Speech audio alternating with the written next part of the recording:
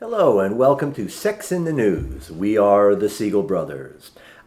Today we're going to be talking a little bit about how risky sexual behavior and sexually transmitted infections are still rising despite the COVID pandemic. We'll talk about a worldwide internet study that shows a high prevalence of adult male androphilia, higher than reported previously. And then our third story for today will be talking a little bit about a site of male sexual desire that has been uncovered in the brain. Right? And it's actually changing what we thought we knew about male desire.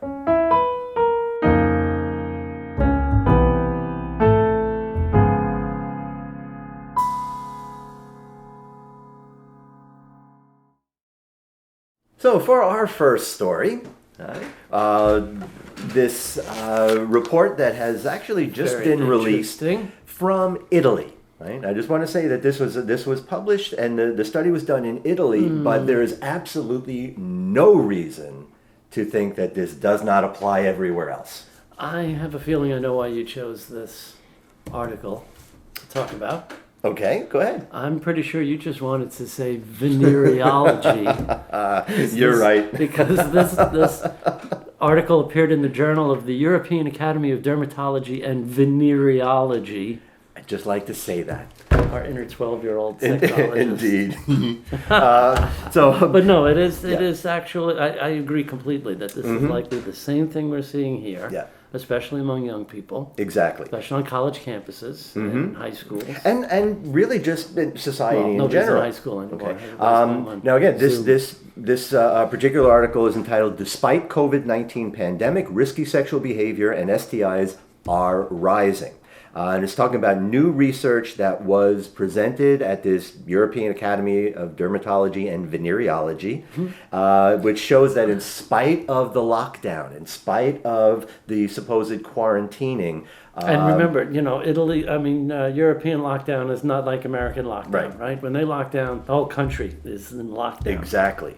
But diagnoses of sexually transmitted infections, particularly the bacterial infections, gonorrhea, syphilis. They also name Mycoplasma genitalium, which we don't really need to talk about, but also chlamydia.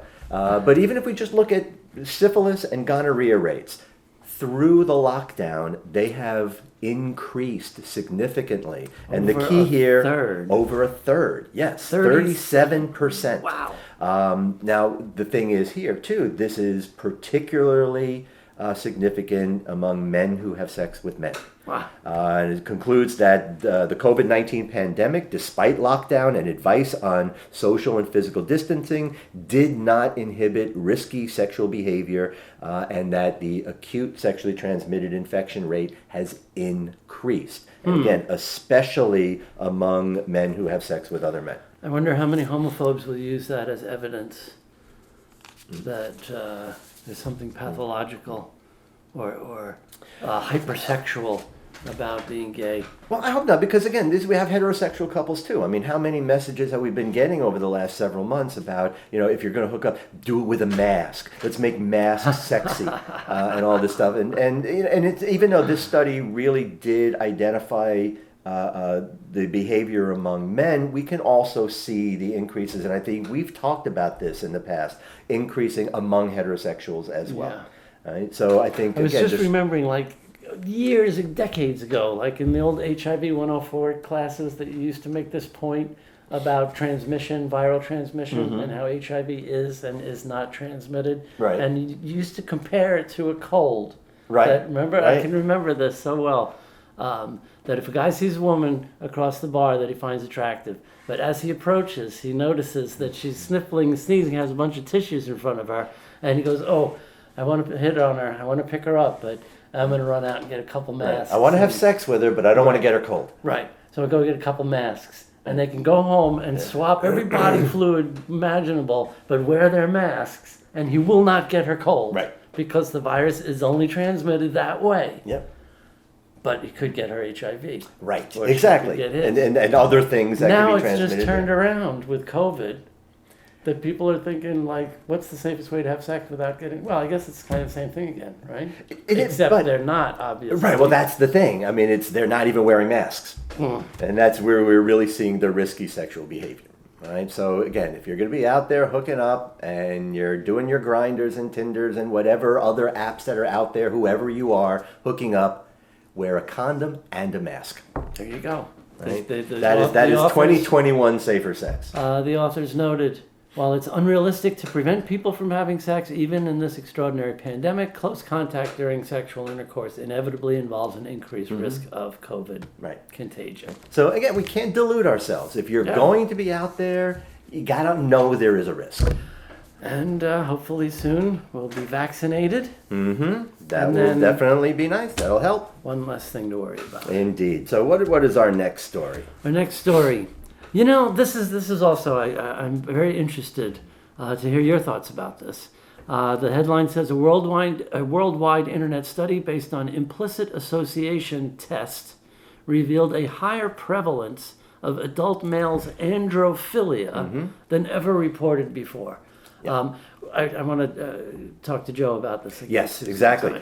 Right? And for those of you who may not have seen Check our out show Friday on Friday. Night Show. Yeah. We talked to our friend Joe Court, and one of the things that you've been talking about for 30 years is this like heteroflexibility. But the first time I ever heard this word androphilia was at the beginning of this Orange Clowns administration when the Bannon wing and the alt-right were in charge. And it was, when they called Jared a cuck, and that became the favorite insult to attack a man's masculinity, that androphilia was the first time I ever heard it in the context of those guys, those like alt-right Proud Boy types, who were like, I'm androphilic, but I ain't no fag. Right? That it kind of came out of homophobia. That's right. Yeah, and I think a lot of it did. But it's this underlying. This is a study, androphilia, right? Remember, phil, the Latin, is it Greek? Greek, right? Phil is the opposite of phobe.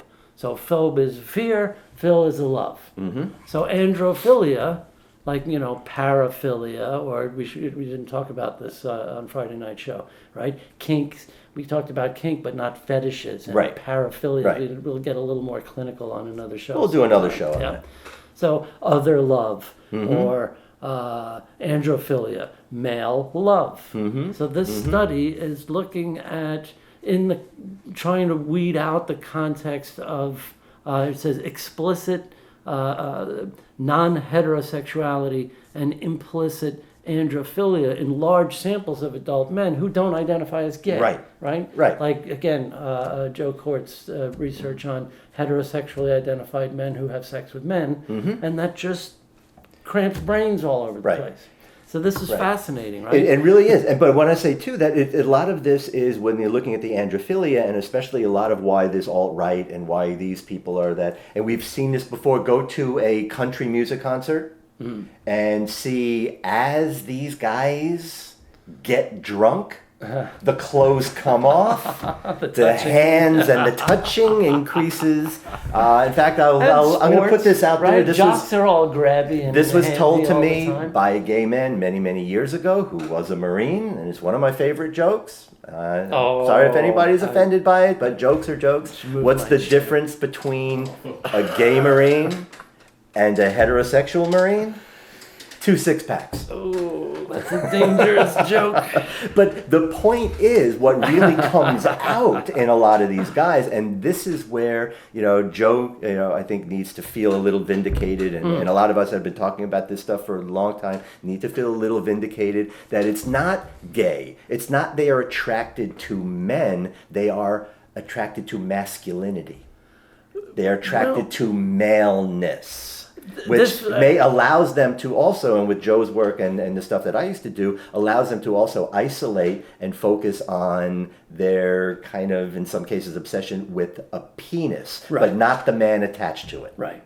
Quote our dear friend and the most brilliant man I've ever known in my whole life, Russell Stambaugh. Yes. Who said there are 2 things every man is fascinated by: breasts and penises. That's right. Right? That's right. And I don't care how homophobic you are, you've looked at every other man standing next to you in the urinal.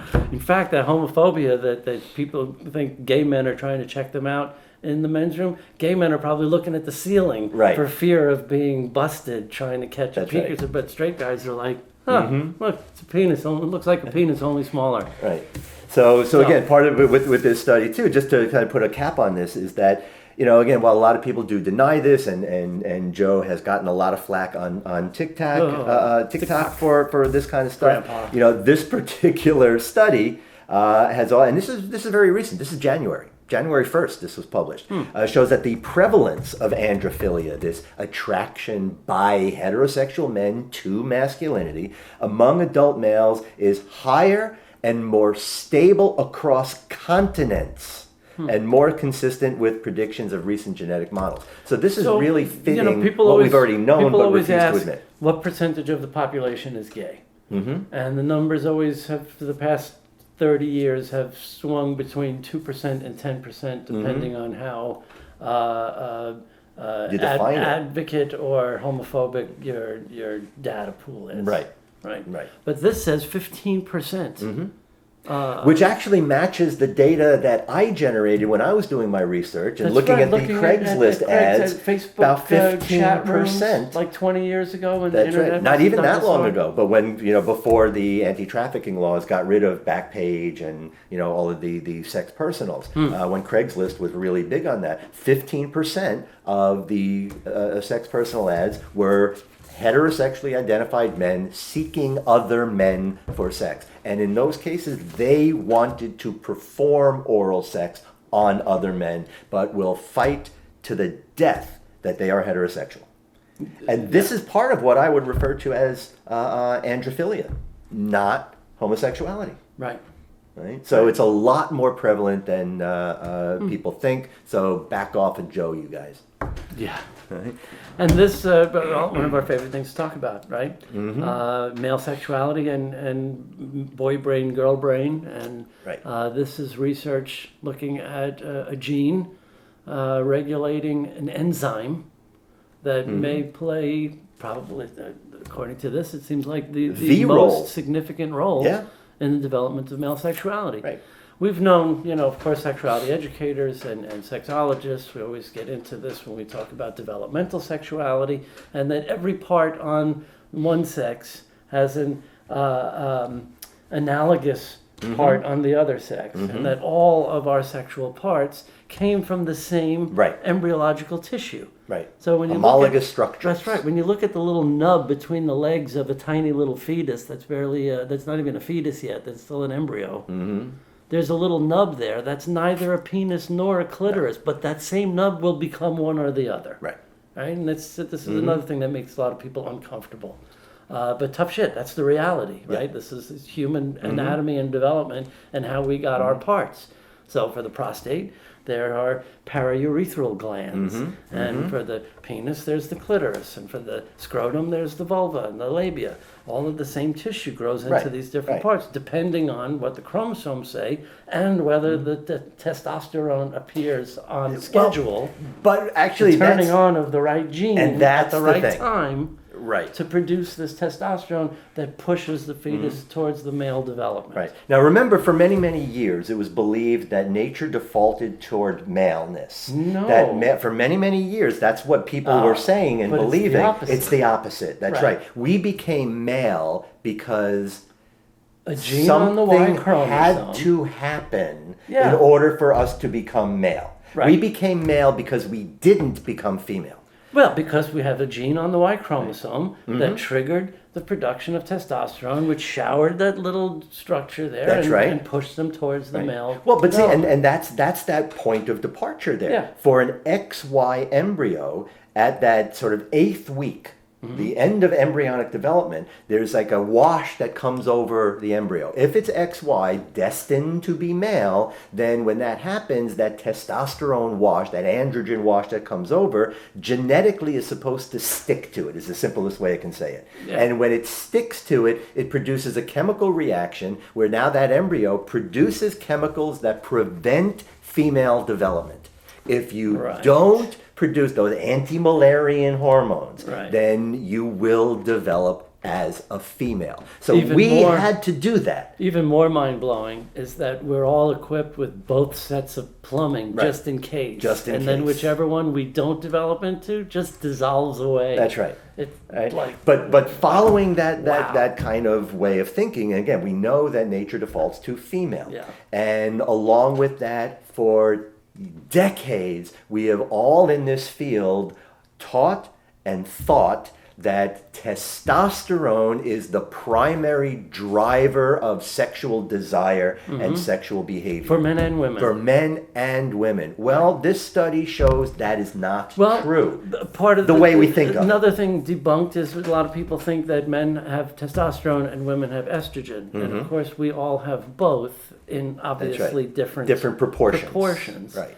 But as a lot of bodybuilders and people who abuse steroids know, or sometimes learn the hard way, or a lot of Or the lack of the hard way. or a lot of urologists who pump guys full of testosterone thinking it'll make them horny, and they get backney and angry and no change in their That's right. their desire. There's a whole medical industry based on this, by people- the way, of throwing course. testosterone in Oh, it and give you more sex drive, like all these other garbage testosterone boosting products like Nugenics and all this other Please, crap. people, don't- It's crap. Don't It is buy garbage. Don't buy the crap, and don't mess around with your endocrine system and No. take hormones, because our body doesn't know the difference between hormones it made and hormones we take from the outside. Right. And if levels are high, we're going to stop producing our own. Right. So there's this enzyme, not to get too nerdy, but this enzyme called aromatase that actually converts estrogen to testosterone, and vice versa, depending on what's needed and where in the. But primarily testosterone to estrogen. Just focus on that. Yeah. Right. So what this study found is, despite what everybody in this field has been saying for several years, it really isn't the testosterone that seems to be supporting sex drive. It is the testosterone that, through the aromatase enzyme, is converted to estrogen. that drives sexual desire Yep. in males. That's Now, we're talking about a study in mice, to be honest. Yeah, right? exactly. Just want to be, say it's preliminary. transparent. But it's fascinating. The Yep. implications are that just like that, we can turn around what we've taken as dogma That's right. forever and go, oh, wait a minute, this might be different. Right. And I think, again, for many years, it's always been about testosterone, and yeah, there's some estrogen. But now we got to really look at it as, well, it's estrogen, and then we figure maybe where's the testosterone go? But what was really important in this study as well is, by looking at this connection, it's the first time that they have actually seen and identified a specific area in the brain that seems to be regulating aromatase production Even a and specific function. gene, right? Right, exactly. Right, in that specific area. So we're kind of getting close to this, and I think this is really interesting, simply because it does turn our field not quite on its head, but a little bit to the side. Yeah. Right, so it is kind of new information for a lot of even seasoned professionals in this field. Right? So again, we're always learning, we're always kind of figuring this stuff out. Yep. And for science nerds like us, Yeah, and it's the stuff that really endlessly fascinates us. fascinating. Absolutely.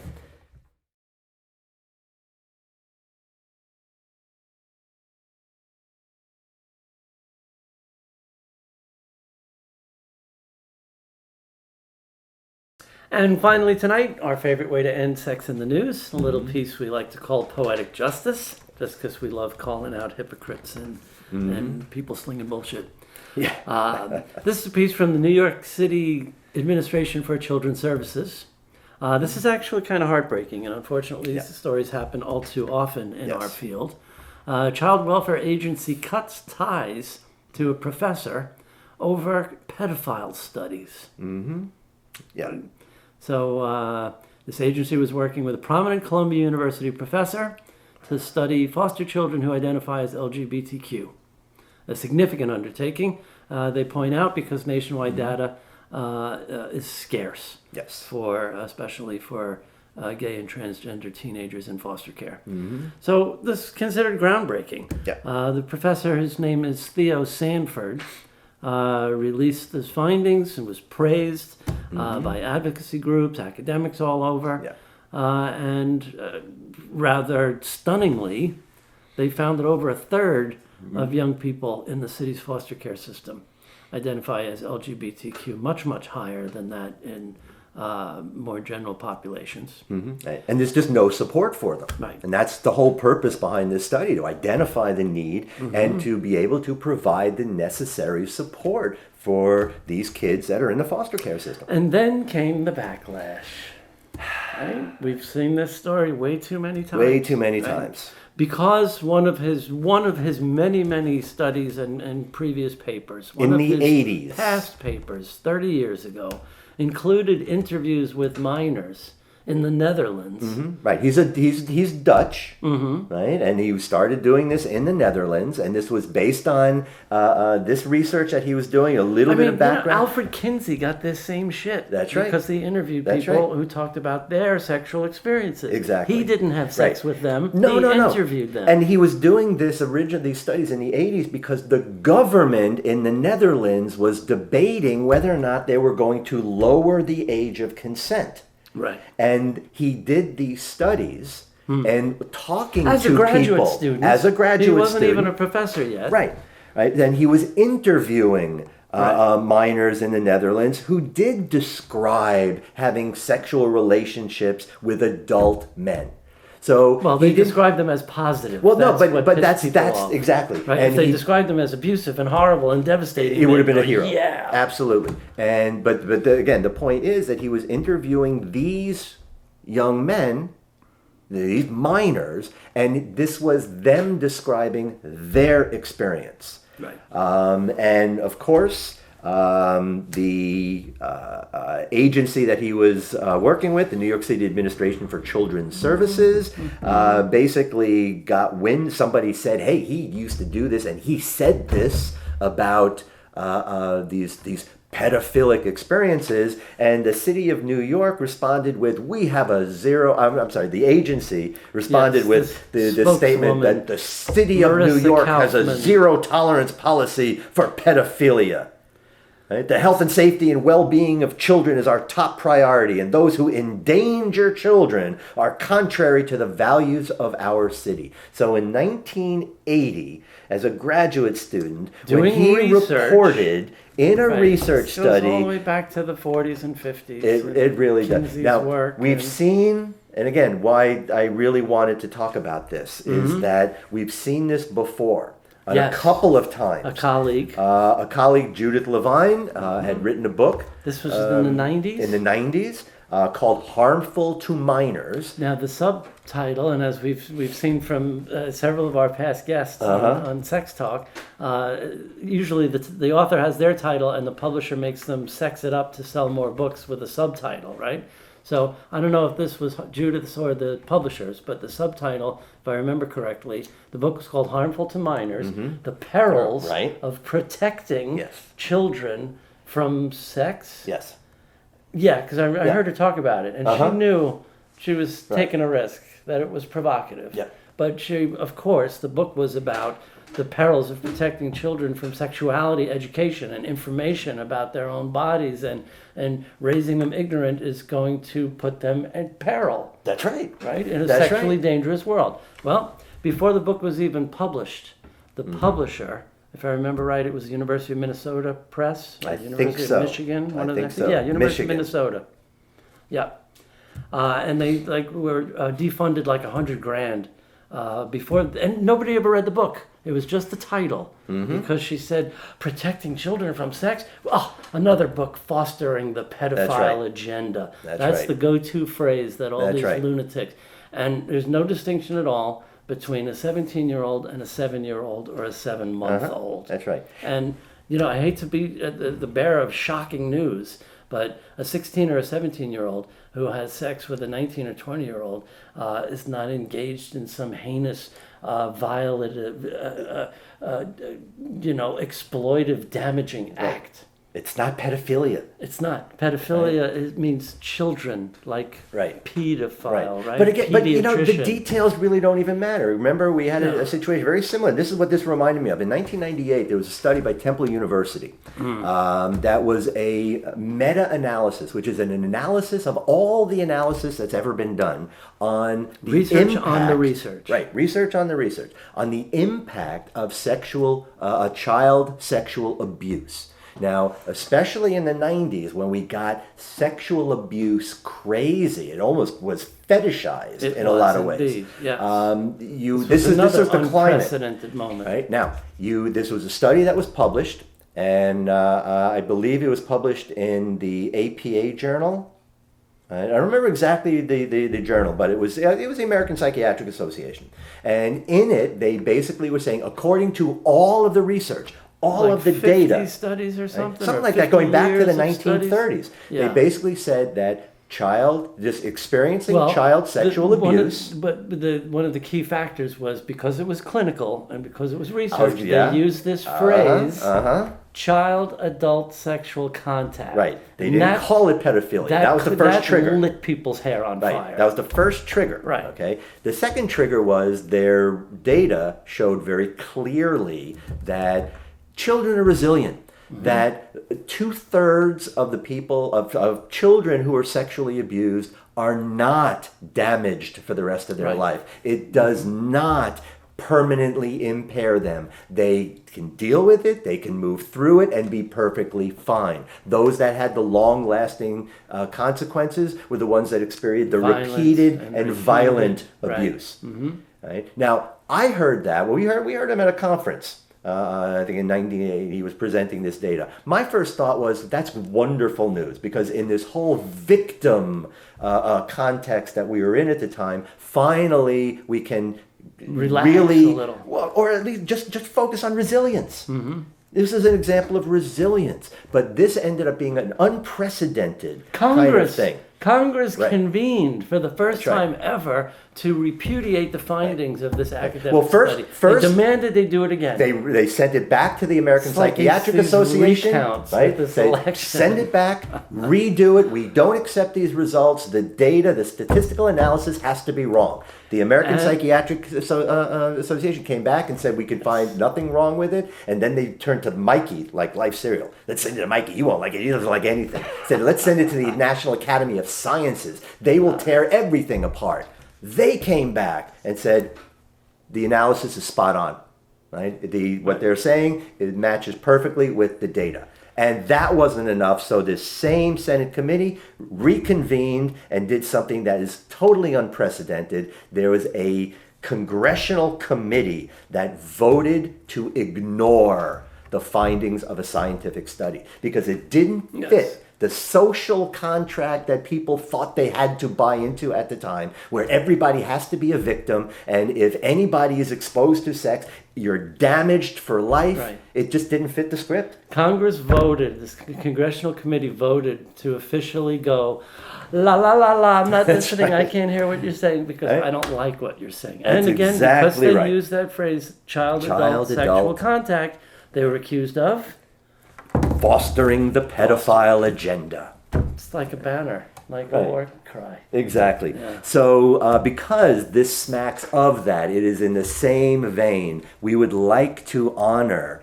the New York City Administration for Children's Services. Especially spokeswoman Marissa Kaufman with our Poetic Justice Award for the week. So we give you our weekly salute.